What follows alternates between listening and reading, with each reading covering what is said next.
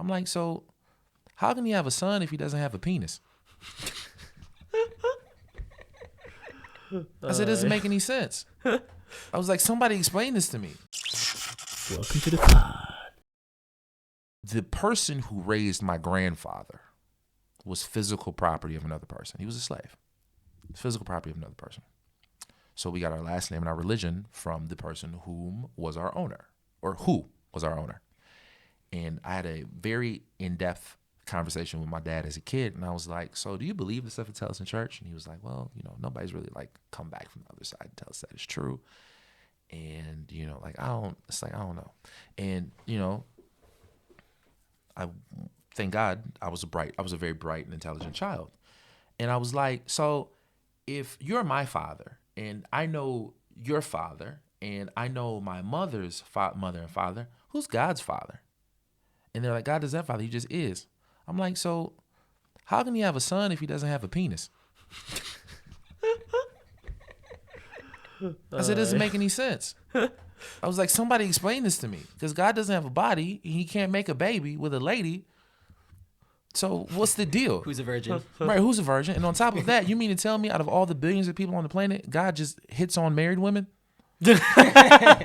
Hey, baby, couldn't help but notice that you're married. You want to take a walk? That your husband left to work. Right. You want to take a walk on the wild side? Your fiance. Right. And it's all like Grecian like rhetoric, and like just like the stories of like half Grecian, man, half god. Right. Demi. Perfect example. Pegasus. Pega, body. Zeus, horse. Pegasus. Everybody's jocking our steeds. You guys remember that phrase? Remember that phrase at home, jocking our steeds. Oh, I know that right. one. I remember that. Right. So it's just like, I don't get it. And that was then a good song, man. Before, I can't listen to Jay-Z at all, but that was a really fire track. Fucking right. Anyway, back to So there's that process, and also where I was, I'm in Michigan. Michigan has Detroit is next to a city called Dearborn.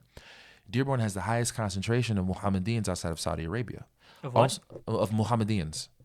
Muslims. Oh, okay. Right. I've never heard that term before. Outside of now you have. Christian, believe in Christ.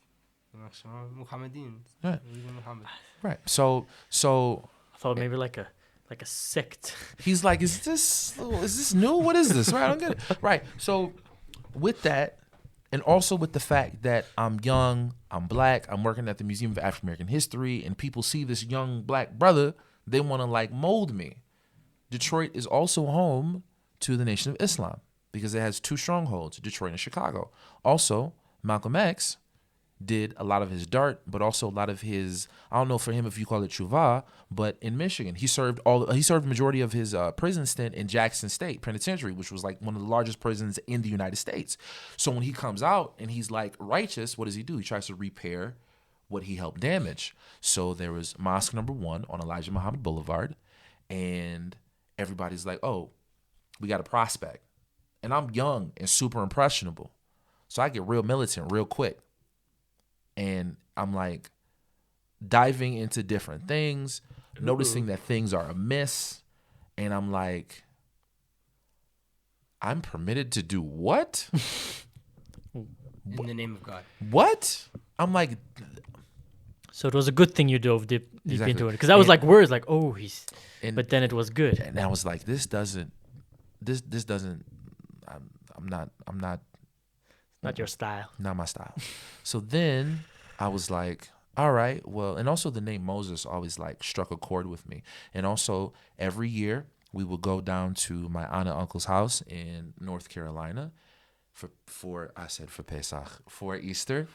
And Ishtar and ABC would play the Ten Commandments with Charlton Heston and Yul Brynner every year. That was my thing. Every year that was my thing. And I remember, I'm old, so I remember when they would only play one half one night and one half the second half, and then I remember when they would play the whole film one night. It's like 10 hours, no? How long is it? 3 hours. So 3 hours and 46 minutes. Roots also is really long. Roots is super stupid long. It's super stupid long. Roots and then, is like a semester in high school. And then I remember when they didn't play it because they were debuting a new episode of Desperate Housewives. I was extremely upset. I wrote ABC the nastiest letter you've ever seen in your life, bro. Ever. And so I hope there's some bathroom breaks. It just kept like it activated something in me. And because I was a gifted child, they made the biggest mistake that they make in the education systems. They removed those children from the neighborhoods where they live and they put them elsewhere. So where did they place me? In West Bloomfield. West Bloomfield was full of Jews because Detroit proper. As people say, oh, I got family in Detroit. I'm like, where? They're like, Oak Park. I'm like, that's not Detroit, bro. But I get you. Because what happened was there was civil unrest in Detroit. Riots broke out. And we thought that we were white folk. And so we were scared of all the darkies. So what did? We moved to the suburbs. Oh, things are nice here. Picket fences, green grass. We live next door to the Smiths. But the Smiths are like, what's your last name? Schwartzberg? Oh, you're one of those? You can't play with those kids. Well, because it's the Jewish name. Exactly. So I'm there and I'm just absorbing all of it. And I'm seeing what people are doing, what they aren't doing. And I start to ask a lot of questions. And I ended up moving to Detroit when I was 19 years old. And I actually was a member of the Isaac Agree downtown synagogue. And they used to be an Orthodox synagogue. But with the mass exodus of Jews to the suburbs, they became conservative. Oh, okay. And the street was so dope because you had the synagogue. We shared a wall with a speakeasy. Next to that was a parking garage, and there was a coffee house. And across from that was a strip club. So the joke is that you could spend your entire weekend on Griswold Street and be back for Shachrit and Taknoon to confess your sins. So I'm there, and I'm learning more and more and more. And then I came on Birthright, and then I was on Birthright. And then in Sfat, I was asking a lot of questions, and they pulled me to the side, the guys who were talking to us, and they had a serious conversation with me. And They didn't like it. No, they said, They're like, bro, what's your deal? And I'm like, oh, I did. And they said, we hate to break it to you, but you're not Jewish. But you can fix that. Welcome to the pod.